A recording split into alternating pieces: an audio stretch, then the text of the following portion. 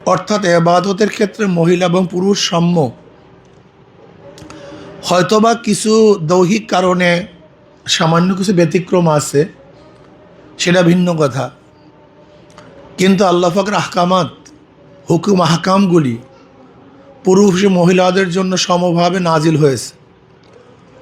এর জন্য নবী আলী সাল্লাতু ওয়াসসালাম যেরকম পুরুষদেরকে তালিম করছেন, মহিলাদেরকেও তালিম করেছেন। খাস করে মহিলাদের জন্য কিছু বিশেষ মাসালা আছে। এই জন্য আল্লাহ পাক রব্বুল আলামিন তাদের মাসালাগুলি প্র্যাকটিক্যাল শিক্ষা দেওয়ার জন্য আম্মাজান আয়েশা সিদ্দিক রাদিয়াল্লাহু আনহাকে ছোট বয়সী নবী আলাইহিস সালাতু ওয়াসসালামের কাছে আল্লাহ পাক রব্বুল আলামিন প্রেরণ করেছেন। আপনারা অনেকেই জানেন, বুখারীর মধ্যে রওয়ায়াত আসছে, আম্মাজান আয়েশা সিদ্দিক রাদিয়াল্লাহু আনহার এই বিবাহর কিন্তু রায়বার খোদ আল্লাহ পাক নিজে। এই বিবাহ বন্ধনের রায়বার কিন্তু খোদ আল্লাহ পাক নিজে। বুখারীর মধ্যে রওয়ায়াত আসছে, নবী আলাইহিস সালাতু ওয়াসসালাম স্বপ্ন দেখেন, ফেরেশতা এক রুমাল নিয়ে আসছে, ভাঁজ করা রুমাল। জিব্রাইল বললেন, ইয়া নবী আল্লাহ, রুমাল খুলেন, দেখেন আয়েশার চেহারা। নবী আলাইহিস সালাম কিছু বললেন না। পরের দিন আবারও সেই স্বপ্ন দেখেন, ফেরেশতা আসছে, বলে ইয়া নবী আল্লাহ, রুমাল খুলেন, ভাঁজ খুলেন, দেখেন আয়েশার চেহারা। নবী আলাইহিস সালাম চিন্তা করতে আছেন, তো বাচ্চা এখনো বড় হয় নাই, বারবার কেন তার চেহারা দেখায়। আবার তৃতীয়বার আসছে, বলে ইয়া নবী আল্লাহ, ভাঁজ খুলেন। নবী আলাইহিস সালাতু ওয়াসসালাম ভাঁজ খুললেন, দেখেন আয়েশার চেহারা। এবার জিব্রাইল বলে, তো আপনার স্ত্রী। নবী আলাইহিস সালাতু ওয়াসসালাম বলে, ইনকানা মিনাল্লাহি ইউনজিহি, এ তো ছোট, যদি আল্লাহ পাক ফয়সালা করেন তো ব্যবস্থা করবেন, এটা কিভাবে হবে সেই ব্যবস্থা তিনিই করবেন। যাই হোক, কেন প্রেরণ করেছেন এই সম্পর্কে আমাদের অনেক জানা আছে, অনেক ব্যাখ্যা বিশ্লেষণ শুনছেন। কেন ছোটোবেলার থেকে একজন মহিলার কি কি প্রয়োজন, কি কি স্বভাব, কি কি আদর্শ, এইটা তো ছোটোবেলার থেকে শিখতে হবে নাকি ভাই? এই জন্য নবী আলাইহিস সালাতু ওয়াসসালাম কাছে আল্লাহ পাক ছোটোবেলার থেকে প্রেরণ কেন করছেন? একটা মেয়ের ছোটোবেলার থেকে একেবারে মৃত্যুর আগ পর্যন্ত তার যেই সমস্ত মাসালার প্রয়োজন, জানার প্রয়োজন, যে সমস্যাগুলি আসবে, যদি বালেগ হওয়ার পরে তিনি যেতেন, তাহলে বালেগ হওয়ার আগের মাসালাগুলি জানতেন না। কি কথাটা বুঝাতে পারিনি? এই জন্য আল্লাহ পাক রব্বুল আলামিন নবী আলী সাল্লাতু ওয়াসসালামের কাছে আম্মাজানকে পাঠিয়ে মেয়েদের সমস্ত মাসালাগুলি হল করছেন। এর জন্য নবী আলী সাল্লাতু ওয়াসসালাম কী বলছেন, আয়েশার থেকে, এক রওয়ায়াতের মধ্যে আসছে, আয়েশার থেকে দিনের অর্ধেক গ্রহণ করো, মানে পুরুষদের অর্ধেক, মহিলাদের অর্ধেক, অর্থাৎ মহিলাদের অর্ধেক আয়েশার থেকে গ্রহণ করো, দিনের অর্ধেক তার, অন্য রওয়ায়াতের মধ্যে 1/3 তার থেকে শিক্ষা গ্রহণ করো। আম্মাজান আয়েশাকে আল্লাহ পাক এত জেহেন দান করছেন, এত প্রখর মেধা দান করছেন, এত আকল দান করছেন, যা চিন্তাও করা যায় না। এত আকল, এত জ্ঞান, আমি পরেশান হয়ে যাই, হায়রাত হয়ে যাই। আল্লাহ পাক এত মেধা তাকে কীভাবে দান করেছেন? এটা আল্লাহ পাকের প্রদত্ত এক মেধা, যা চিন্তাও করা যায় না। দেখেন, আম্মাজান আয়েশা সিদ্দিক রাদিয়াল্লাহু আনহা একজন মহিলা, কিন্তু গোটা দুনিয়ার মধ্যে এমন একজন মুহাদ্দিস নেই তাকে ওস্তাদ না মেনে কেউ মুহাদ্দিস হতে পারবে। এরকম দুনিয়ার মধ্যে একজন মুহাদ্দিস পাবেন না যে আম্মাজান আয়েশাকে ওস্তাদ মানে নেই, শিক্ষিকা মানে নেই, অথচ মুহাদ্দিস হবে। এরকম গোটা দুনিয়ার মধ্যে একজন মুহাদ্দিস পাবেন না, মানতেই হয়। হাদিসের সনদ আম্মাজান আয়েশার থেকে হাজার হাজার হাদিস, বহুত হাদিস রওয়ায়াত হয়েছে। যাই হোক, এর আগে দেখেন, নবী আলাইহিস সালাতু ওয়াসসালাম যখন 25 বছর বয়স, নবী আলাইহিস সালাতু ওয়াসসালাম তখন কাকে বিবাহ করলেন? আম্মাজান খাদিজা কুবরা রাদিয়াল্লাহু আনহা। কেন বিবাহ করেছেন, কি কারণে করেছেন, বহুত ব্যাখ্যা বিশ্লেষণ। আম্মাজান খাদিজা কুবরা রাদিয়াল্লাহু আনহা নবী আলাইহিস সালাতু ওয়াসসালামকে প্রস্তাব দিয়েছেন, নবী আলাইহিস সালাতু ওয়াসসালাম গ্রহণ করেছেন। নবী আলাইহিস সালাতু ওয়াসসালামকে কেন প্রস্তাব দিয়েছিলেন? আম্মাজান খাদিজা কুবরা রাদিয়াল্লাহু আনহা বিবাহ বন্ধনের আগেই তার ব্যবসার জন্য নবী আলাইহিস সালাতু ওয়াসসালাম সিরিয়ায় প্রেরণ করেছেন। উনি ব্যবসায়িক কাজে গেলেন, কিন্তু ব্যবসা বহুত লাভ, বহুত মুনাফা, এবং এত আমানতদারি। আম্মাজান খাদিজা কুবরা রাদিয়াল্লাহু চিন্তা করতেছেন, এ যুবকটা যেমন তেমন যুবক না, এ বরকতপূর্ণ যুবক, এ তো বরকত। নবী আলাইহিস সালামের চরিত্র প্রকাশিত হয়েছে আম্মাজান খাদিজা কুবরা রাদিয়াল্লাহু আনহার ব্যবসার মাধ্যমে। তার চরিত্র কি, আখলাক কি, তার তবিয়াত কি, আমানতদারি কি, দিয়ানতদারি কি, এগুলি সব প্রকাশিত হয়েছে। আম্মাজান খাদিজা কুবরা রাদিয়াল্লাহু আনহা চিন্তা করলেন, এই যুবকটাকে আশ্রয় দেওয়া দরকার, প্রশ্রয় দেওয়া দরকার, তার পাশে থাকা দরকার। আমার আছে মাল, তার আছে মেধা। দেখছেন অবস্থা কি? আমার আছে সম্মান ইজ্জাত, তার আছে কৌশল, মেধা, সম্মান, ইজ্জাত, আখলাক, এই কম্বাইন্ড লাগবে। আম্মাজান আয়েশা সিদ্দিকা আম্মাজান খাদিজা কুবরা রাদিয়াল্লাহু আনহা প্রস্তাব দিলেন। তখন তার বয়স 40। আপনারা জানেন আম্মাজান খাদিজা কুবরা রাদিয়াল্লাহু আনহার এর আগে প্রথম স্বামী তিনি ইন্তেকাল করেছেন, দ্বিতীয় স্বামী ইন্তেকাল করেছেন। এরপরে বহুত আরব্য ব্যক্তিরা তাকে প্রস্তাব দিয়েছিলেন বিবাহের জন্য। সে তো তহেরা ছিল। আম্মাজান খাদিজা কুবরা রাদিয়াল্লাহু কী ছিলেন? তহেরা। এ জাহিলি যুগের কথা, তখন থেকে তো মুসলমান হন নাই। তখনই তার সেফাত আওসাফ ছিল তহেরা, পবিত্রা। অর্থাৎ জাহিলি যুগের সমস্ত কৃষ্টি কালচার থেকে তিনি ভিন্ন ছিলেন, সমস্ত কৃষ্টি কালচার থেকে তিনি ভিন্ন ছিলেন। এক আদর্শবাহী মহিলা ছিলেন, চরিত্রবান মহিলা ছিলেন। আম্মাজান খাদিজা কুবরা রাদিয়াল্লাহু আনহা অনেক চরিত্রবান, অনেক আখলাকি, অনেক সুন্দরী, আবার সুন্দরীও ছিলেন অনেক। কথাটা বুঝাতে পারিনি।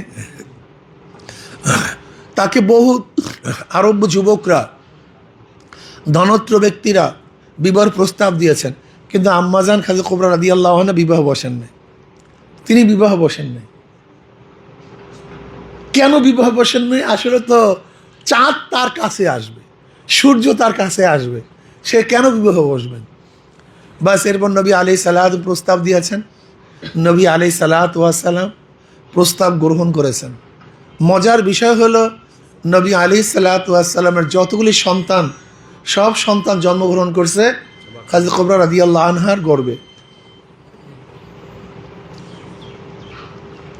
তার গর্ভ, এর মধ্যে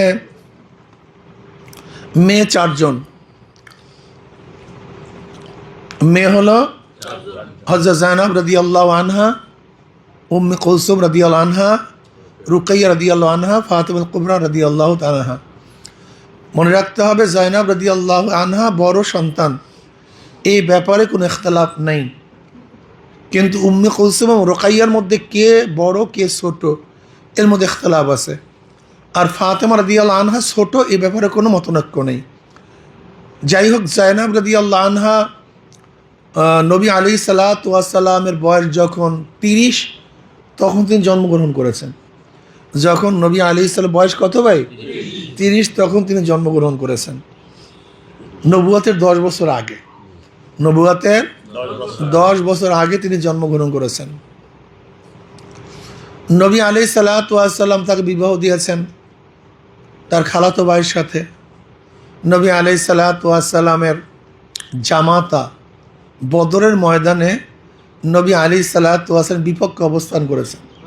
যায়েনব রাদিয়াল্লাহু আনহা হিজরত করতে পারেন নাই, তিনি হিজরত করতে পারেন নাই। আসলে বদরের ময়দান খুব এক করুণ এবং খুবই মারাত্মক। একদিকে শ্বশুর মুসলমানের পক্ষে আর বড় জামাই কাফেরের পক্ষে, চিন্তা করা যায়। তাও যায়েনব রাদিয়াল্লাহু আনহার স্বামী সে কাফেরের পক্ষে। আল্লাহর কি করিশ্মা! যায়েনব রাদিয়াল্লাহু আনহার স্বামী বদরের ময়দানে অ্যারেস্ট হয়েছে, বন্দী হয়েছে। আর আপনারা জানেন 70 জন কাফর বদরের ময়দান বন্দী হয়েছিল। এর মধ্যে একজন ছিল নবী আলাইহিস সালাম বড় জামাতা, যায়েনব রাদিয়াল্লাহু আনহার জামাই। আল্লাহ ফয়সালা হয়েছিল, এ আমার মুসলমান মা বোনেরা খুব ভালো মতো শুনবেন, খুব ভালো মতো জানবেন, বোঝার চেষ্টা করবেন। মুসলমানরা কি ত্যাগী ছিলেন, কত ত্যাগ তারা করছেন, এগুলি আমাদের জানা উচিত। এর মাধ্যমে আমাদের জজবা বাড়বে ভাই, ইমানে কুওয়াত বাড়বে। আমাদের ইমান এত দুর্বল হয়ে গেছে, আমাদের ইমান নিবু হয়ে গেছে, আমরা শুধু দুনিয়া দুনিয়া দুনিয়া দুনিয়া দুনিয়া দুনিয়া। অথচ আগেকার জমানার মুসলমানরা আখেরাত আখেরাত আখেরাত আখেরাত আখেরাত আখেরাত, আল্লাহ আল্লাহ আল্লাহ আল্লাহ, দিন দিন দিন দিন। তারা দিন দিন করতে করতে দুনিয়ার থেকে বিদায় হয়ে গেছে, আর আমরা দুনিয়া দুনিয়া করতে করতে করতে করতে মৃত্যুর কাছে চলে আসছি। এগুলো আমাদের মধ্যে পার্থক্য। ফয়সালা হইল দিয়াতের মাধ্যমে সমস্ত বন্দীকে ছেড়ে দেওয়া হবে। সবচেয়ে কঠিন এবং করুণ অবস্থা হলো এই, বিবাহের সময় খাজা কুবরা রাদিয়াল্লাহু আনহার যে হারখানা তার মেয়েকে দিয়েছিল দান হিসাবে, প্রেজেন্টেশন হিসাবে, হাদিয়া হিসাবে, ঠিক দিয়াতের অর্থাৎ তাকে মুক্তিপণের জন্য যে মাল পেশ করা হয়েছিল, সেই খাজা কুবরা রাদিয়াল্লাহু হার সেইটা পেশ করা হয়েছিল। নবী আলাইহিস সালাতু এই অবস্থা দেখে তার চোখের মধ্যে পানি চলে আসছে, যে আমার জামাই আজকে কাফেরের পক্ষে অ্যারেস্ট হয়েছে, বন্দী হয়েছে, আর আমার স্ত্রী যেই হার দিয়েছিল আজকে মুক্তিপণের জন্য, সেই হারকে আমার সামনে দেওয়া হয়েছে। নবী আলাইহিস সালাতু ওয়াস সালামের চোখে আর পানি ধরে রাখতে পারেন নাই। নবী আলাইহিস কেঁদে ফেলেছেন। নবী আলাইহিস সালাতু ওয়াস সালামের মেয়ের হার আজকে তাকে দিয়ে তার জামাইকে সারানো হবে। নবী আলাইহিস সালাতু ওয়াস সালাম সাহাবাদের সাথে মশওয়ারা করলেন, তোমরা যদি বলো তাহলে আমি আমার জামাইকে ছেড়ে দিতে পারি একটা শর্তে। সেই শর্তটা হলো এই, সে মক্কায় গিয়ে আমার মেয়েকে মদিনায় প্রেরণ করবে, বাধা দিবে না। এই শর্তে আমি তাকে ছেড়ে দিলাম, তোমরা যদি মশওয়ারা দাও। আমি হাতটা নিতে চাই না। সাহাবারা সবাই রাজি হলেন, না ইয়া নবী আল্লাহ, এই শর্তে আমরা তাকে ছেড়ে দিতে পারি যে মক্কায় গিয়ে জায়নাবকে মক্কায় থেকে মদিনায় প্রেরণ করবে, এই শর্তে আমরা ছেড়ে দেব। হাতটাকে ফেরত দিয়া দিলেন। তিনি গেলেন। মক্কায় যাওয়ার পরে জায়নাব রাদিয়াল্লাহু আনহাকে তার ভাইয়ের সাথে, অর্থাৎ তার দেবরের সাথে মদিনার দিকে প্রেরণ করলেন। ওইদিকে আবু সুফিয়ান রাদিয়াল্লাহু তাআলা তখন তো মুসলমান হন নাই। আবু সুফিয়ান রাদিয়াল্লাহু তাআলা আনহু মুসলমান হয়েছেন ফতে মক্কার সময়, এর আগে তিনি মুসলমান হন নাই। তিনি বলছেন যে মুহাম্মাদের কন্যা সাল্লাল্লাহু আলাইহি ওয়াসাল্লাম এরকম নিরাপদে মক্কার থেকে মদিনা যাবে, এটা সহ্য করা যায় না। তখন কতগুলি যুবক, এর মধ্যে খাদিজা কুবরা রাদিয়াল্লাহু আনহার চাচাতো ভাইও ছিল,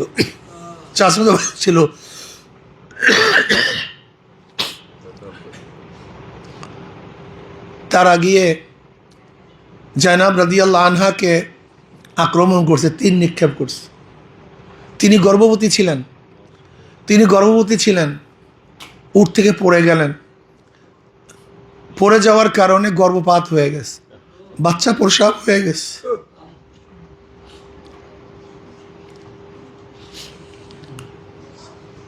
তাকে আর যেতে দেওয়া হয় নাই, তিনি আবার ফিরে আসছেন, কিন্তু জখম। এরপরে যখন আস্তে আস্তে পরিস্থিতি ঠান্ডা হয়েছে, তখন রাত্রে নিরাপদে মদিনায় আসছেন, কিন্তু জখম আর সারে নেই। ওই জখমে তিনি 10ম হিজরিতে দুনিয়ার থেকে বিদায় হয়ে গেছেন। কত হিজরিতে ভাই? নবী আলাইহিস সালাতু ওয়াস সালাম নিজের হাতে তেনাকে কবরে রাখলেন। নবী আলাইহিস সালাতু ওয়াস সালামের চেহারা খুবই মলিন ছিল, চেহারার মধ্যে অনেক মলিন, অনেক বেজার, কিন্তু কবর থেকে ওঠার পরে দেখে চেহারা আবার হাসি, উজ্জ্বল। সাহাবারা প্রশ্ন, ইয়া নবী আল্লাহ, কবরের সময় দেখছি আপনার চেহারা খুবই মলিন, কিন্তু কবর থেকে ওঠার পরে আপনার চেহারা উজ্জ্বল দেখতেছি। বলে, আমি জয়নাবের দুর্বলতার কারণে ভয় পাইতেছিলাম, না জানি কবরে আযাব হয়। আমি আল্লাহর কাছে দোয়া করতেছিলাম, আল্লাহ তুমি তাকে মাফ করে দাও, ক্ষমা করে দাও। আল্লাহ পাক আমার দোয়া কবুল করছে, আল্লাহ পাক থেকে মাফ করছেন, এর জন্য আমার চেহারা উজ্জ্বল হয়েছে। হে আমার মা বোনেরা, আমার মা বোনেরা, তারা এত সাধনা করছে যা চিন্তাও করা যায় না। আপনারা জানেন মহিলাদের মধ্যে খানসা রাদিয়াল্লাহু আনহা, খানসা রাদিয়াল্লাহু আনহা তিনি নিজের ইচ্ছায় কাফেলার সাথে গোত্রের সাথে মদিনায় আসছেন, নিজের ইচ্ছায় মুসলমান হয়েছেন, নিজের ইসলাম গ্রহণ করেছেন, ঈমান এনেছেন। ইবনে কাসির রহমতুল্লাহ আলাইহি বলেন যে মহিলাদের মধ্যে খানসার আগে এবং খানসার পরে এত বড় কবি আর কোনোদিন আসে নাই। এত বড় কবি ছিলেন খানসা রাদিয়াল্লাহু আনহা, অনেক বড় কবি। মহিলাদের মধ্যে এত বড় কবি সাহিত্যিকার না আগে ছিল না পরে ছিল। খানসা রাদিয়াল্লাহু আনহা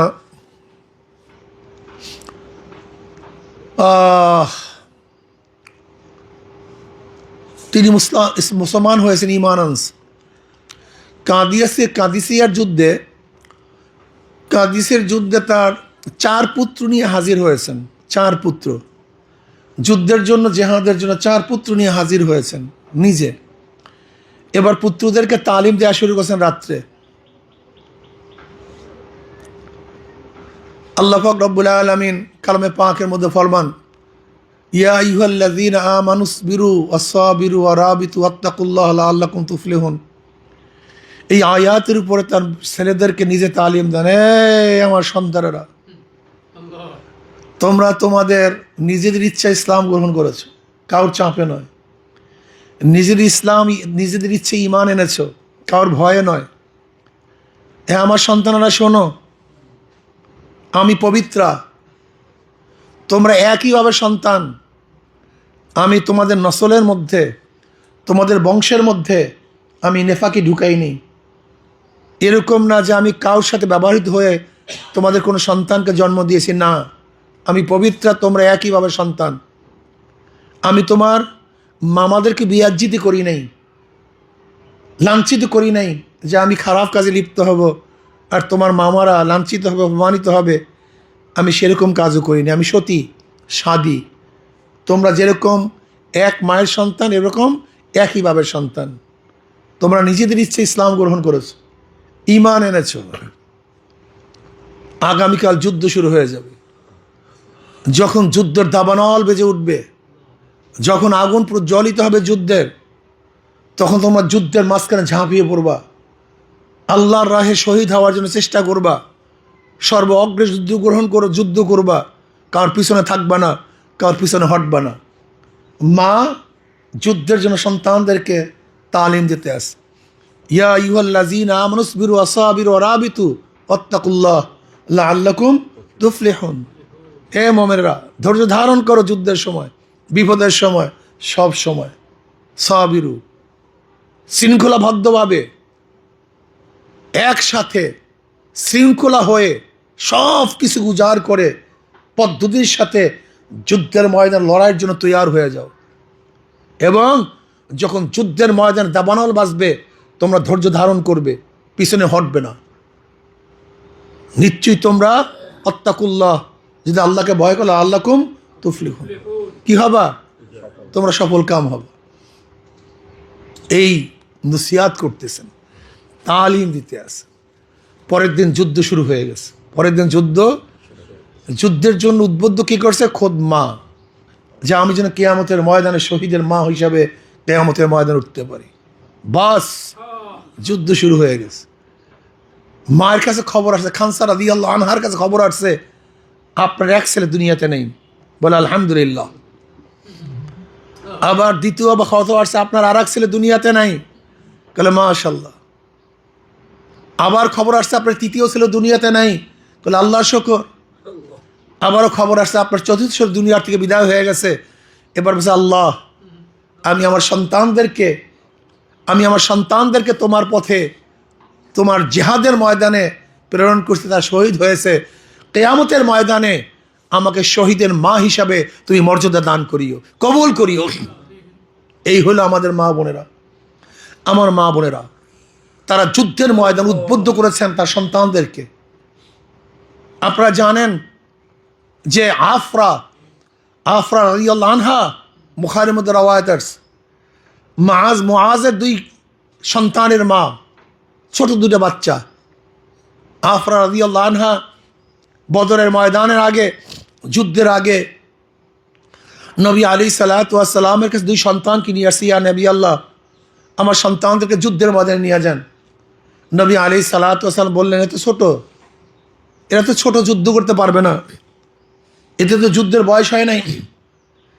এবার আফরা বলছে, আমি জানি আমার সন্তানদের যুদ্ধের বয়স হয় নাই, তলোয়ার চালাবার সময় হয় নাই, কিন্তু আমি আমার সন্তানদেরকে কেন নিয়ে আসছি, যদি আপনার উপর আক্রমণ আসে, তলোয়ারের আঘাত আসে, আপনার উপরে যেন আঘাত না আসে, ঢাল হিসেবে আমাদের সন্তানকে ব্যবহার করবেন।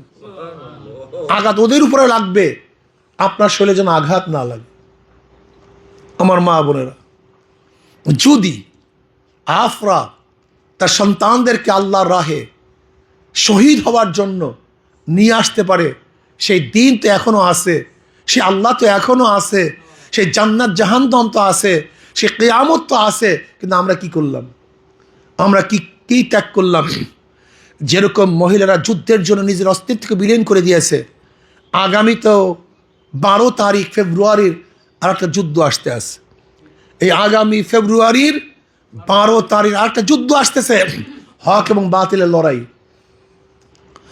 হক এবং বাতিলের লড়াই। আগামী যুদ্ধ হবে ইসলামের পক্ষে, ইসলামের বিপক্ষে, দেশের পক্ষে এবং ভারতের দালালের পক্ষের যুদ্ধ।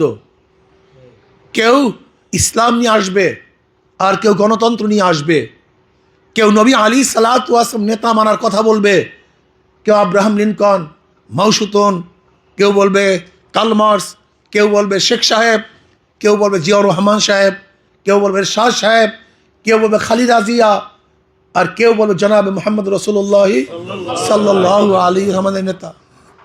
এই লড়াই শুরু হয়ে যাবে, অলরেডি হয়ে গেছে। চূড়ান্ত সেদিনকে এই লড়াইতে যেরকম সাহাবিয়ারা, মুসলিম মেয়েরা যেইভাবে সর্বোচ্চ ত্যাগ করেছেন, এই যুদ্ধের মধ্যে আমাদের বর্তমান মুসলিম মেয়েদেরকেও সর্বোচ্চ ত্যাগ করতে হবে ইনশাআল্লাহ। সর্বোচ্চ ত্যাগ করতে হবে। তারা যদি এত ত্যাগ করতে পারেন, আপনি আমি কেন ত্যাগ করতে পারবো না? ওহুদের খবর সবাই জানেন।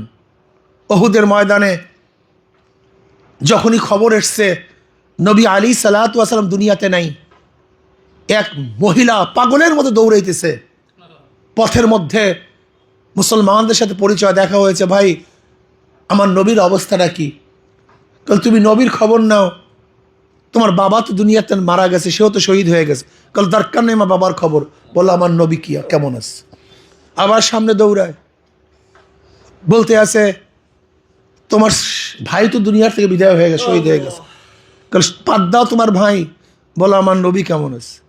আবার সামনে দৌড়ায়, বলে তোমার সন্তান দুনিয়ায় নাই, তারাও শহীদ হয়ে গেছে। বলে শুনতে চাই না, বলো আমার নবী কেমন আছে।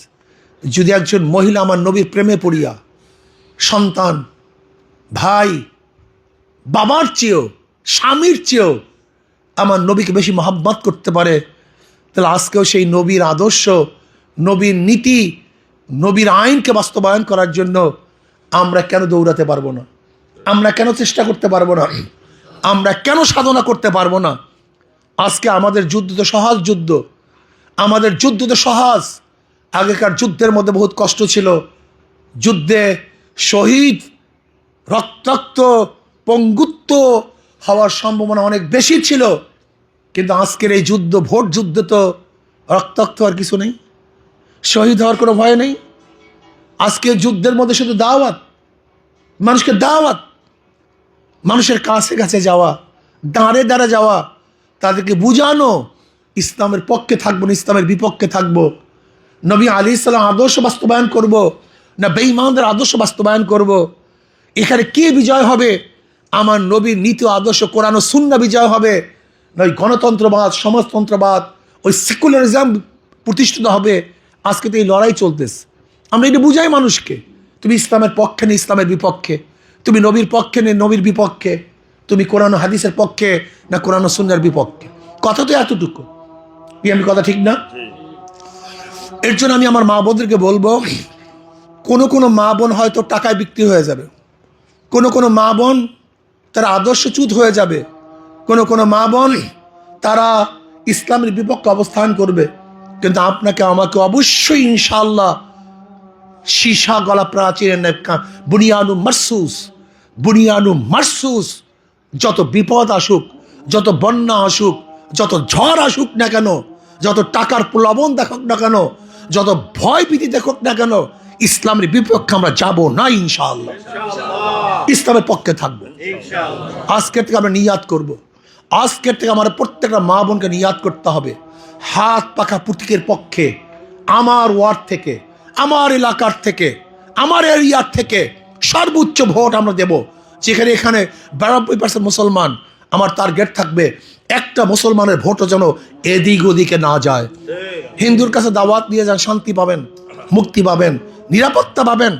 যদি আজকে যদি ইসলাম ক্ষমতায় যায়, হাত পাকা বিজয় হয়, তাহলে আপনার নিরাপত্তা পাবেন, জানে নিরাপত্তা, মালে নিরাপত্তা, সব কিছু নিরাপত্তা পাবেন, 100% নিরাপত্তা পাবেন ইনশাআল্লাহ। কাজে ইসলামের বাইরে শান্তি নেই, মুক্তি নেই। আমি বিশ্বাস করি আজকে এখানে যে মা বোনেরা আসছেন, আজকে এখানে যারা মা বোনেরা এসছেন, আমি বিশ্বাস করি যদি আপনারা দৃঢ় প্রত্যয় গ্রহণ করতে পারেন, শপথ গ্রহণ করতে পারেন, শপথ গ্রহণ করতে পারেন। আজকে কয় তারিখ? আজকে 23 তারিখ, আজকে 23 তারিখ, ফেব্রুয়ারির 12 তারিখ নির্বাচন, ফেব্রুয়ারির 12 তারিখ নির্বাচন, মাত্র কয়েকটা দিন, মাত্র কয়েকটা দিন। আজকে আমি মা বোনকে অনুরোধ করব, যদি পারেন 6 ঘন্টা 4 ঘন্টা বা 2 ঘন্টা সময়, 6 ঘন্টা 4 ঘন্টা 2টা ঘন্টা সময় আপনার এরিয়ার মধ্যে, আপনার এলাকার মধ্যে 2 জন 1 জন 3 জন আস্তে আস্তে যান, 1টা ঘন্টা সময় দেন, 2টা ঘন্টা সময় দেন, ঘরে ঘরে যান, কাছে কাছে যান, হাত পাকার দাওয়াত পুছান, ইসলামের দাওয়াত পুছান, ওলামায়ে কেরামের মর্যাদা সম্পর্কে তাদেরকে বলেন। ইনশাআল্লাহ আমি বিশ্বাস করি যদি আপনারা একটু কষ্ট করেন, আজকে এখানে শত শত আমার মা বোনরা এসছেন, ইনশাআল্লাহ যদি আপনারা একটু সময় দিতে পারেন, 1টা ঘন্টা 2টা ঘন্টা সময় দিতে পারেন, ইনশাআল্লাহ আমি বিশ্বাস করি এই এরিয়ার থেকে, এই বরিশাল থেকে সর্বোচ্চ ভোট পেয়ে হাত পাকা বিজয় অর্জন করবে ইনশাআল্লাহ। আমি মা বোনদেরকে ওয়াদা নিতে চাই, আপনারা আপনাদের স্থান থেকে একটু হাত তুলবেন ইনশাআল্লাহ। আজকের থেকে ইনশাআল্লাহ আমরা হাত পাকার পক্ষে, ইসলামের পক্ষে 2 ঘন্টা 4 ঘন্টা বা 1টা ঘন্টা বা 6টা ঘন্টা সময় দেওয়ার জন্য রাজি কে কে আছি? সব একটু হাত তুলি, মহিলারা একটু হাত তুলেন, সবাই একটু হাত তুলি মহিলারা। আজকে থেকে ওয়াদা করি আমি 1 ঘন্টা 2 ঘন্টা 4 ঘন্টা বা 6 ঘন্টা যতটুকু সময় পাই আমি হাত পাকার পক্ষে ইনশাআল্লাহ আমি চেষ্টা করব। রাজি আছি ইনশাআল্লাহ? যারা পুরুষ এখানে আছেন হাত তোলেন আলহামদুলিল্লাহ, যারা মহিলা আছেন তারাও হাত তোলেন আলহামদুলিল্লাহ। আল্লাহ আমাদের সবাইকে কবুল করে নেন। আমি শুধু হাতটা কেন তুলালাম? আল্লাহ যেন আমাদেরকে দেখেন, আল্লাহ তুমি আমাদেরকে তৌফিক দান করো। আল্লাহ আমরা ওয়াদা করছি, আল্লাহ আমরা ইচ্ছা পোষণ করছি, আমরা ইচ্ছা করছি, ইরাদা করছি ইসলামের পক্ষে, হাত পাকার পক্ষে, ওলামায়ে কেরামের পক্ষে খাটনি করব, চেষ্টা করবো, একটু সময় দেব। হয়তো ভাই সময়টুকু কিয়ামতের ময়দানে সদকা জারি হিসেবে কাজে লাগবে, হয়তো ভাই সময়টুকু আমার নাজাতের উসিলা হতে পারে, হয়তো ভাই সময়টুকুই আমাকে জাহান্নাম থেকে নাজাত দিতে পারে, হতে পারে। এই সময়টুকু আল্লাহর জন্য ব্যয় করব, আল্লাহর জন্য সময় ব্যয় করব, হতে পারে এইটি কামিয়াবির জন্য যথেষ্ট হতে পারে, হতে পারে আপনার এই সময়টুকু এই দেশ স্থিতিশীলের জন্য যথেষ্ট হতে পারে আপনার এই সময়টুকু ধর্ষণ মুক্ত একটা সমাজ দেওয়ার জন্য, হতে পারে আপনার এই সময়টুকু একটা মানুষকে ইফটিজিং থেকে বাঁচাবার জন্য, চুরি ডাকাতি বদমাশি থেকে বাঁচাবার জন্য এই সময়টুকু কাজে লাগতে পারে, কি পারে না? ইনশাআল্লাহ যেইভাবে আপনাদেরকে হুকুম দেওয়া হবে প্রত্যেকের নিজের ইচ্ছায়, প্রত্যেকের নিজের গরজে ইনশাআল্লাহ আপনার সদস্য ফরমগুলি ইনশাআল্লাহ পূরণ করে ফেলবেন। সব জায়গায় সদস্য ফরম নিয়ে যাবেন, সদস্য ফরম না থাকলে হাত পাকা দাওয়াত দিবেন। আমি বিশ্বাস করি ইনশাআল্লাহ আমাদের এখানে মা বোনেরা যারা এসছেন, যদি আমরা সবাই সম্মিলিতভাবে দাওয়াত দেওয়া শুরু করি তাহলে ব্যাপক ভোটে, সর্বোচ্চ ভোটে এখানে হাত পাকা বিজয় হবে। আল্লাহ আমাকে এবং আমাদের সবাইকে ইসলামের পক্ষে, দ্বীনের পক্ষে সর্বোচ্চ ত্যাগ করার তৌফিক দান করেন।